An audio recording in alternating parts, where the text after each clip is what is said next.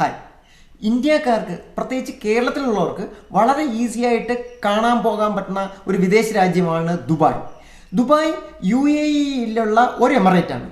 ഈ ദുബായ് കൂടാതെ Abu Dhabi, Sharjah, Ajman, Umm al Quwain, Ras al Khaimah, Fujairah ഇതൊക്കെയാണ് മറ്റുള്ള എമിറേറ്റ്സ്.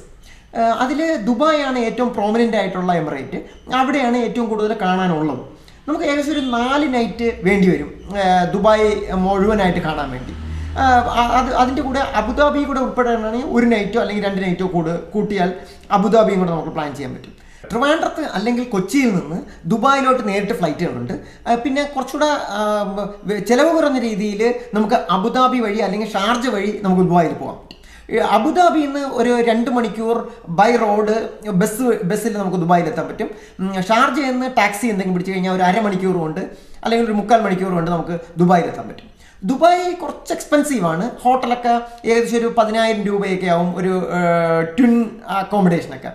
പിന്നെ പ്രത്യേകിച്ച് നമുക്ക് നമ്മുടെ ഇൻറ്റിമേറ്റ് ഫ്രണ്ട്സോ അല്ലെങ്കിൽ ഫാമിലി മെമ്പേഴ്സോ ദുബായിലുണ്ടെങ്കിൽ നമുക്ക് അവരുടെ അക്കോമഡേഷനൊക്കെ നോക്കിയിട്ട് വളരെ ചിലവ് കുറഞ്ഞ രീതിയിൽ നമുക്ക് ദുബായിൽ എക്സ്പ്ലോർ ചെയ്യാൻ പറ്റും. ഏകദേശം 12,000 മുതൽ 25,000 രൂപയാണ് ദുബായ് അല്ലെങ്കിൽ UAE-യിൽ പോയിട്ട് വരാനുള്ള വിമാനത്തിൻ്റെ നിരക്കുകൾ. UAE ദർഹമാണ് അവിടുത്തെ കറൻസി. 1 ദർഹം ഇന്ത്യൻ 25 രൂപയോളം വരും. ഇന്ത്യക്കാർക്ക് ദുബായ് സന്ദർശിക്കുന്നതിന് വിസ ആവശ്യമാണ്. 2 തരത്തിലാണ് ഇന്ത്യക്കാർക്ക് വിസ അവൈലബിൾ ആയിട്ടുള്ളത്. ഒന്ന് നോർമൽ വിസ, അത് ഏകദേശം 60 ദിവസത്തോളം വാലിഡിറ്റി ഉള്ള വിസയാണ്. അത് ഏകദേശം 7,500 രൂപയോളമാണ് ചിലവ് വരിക.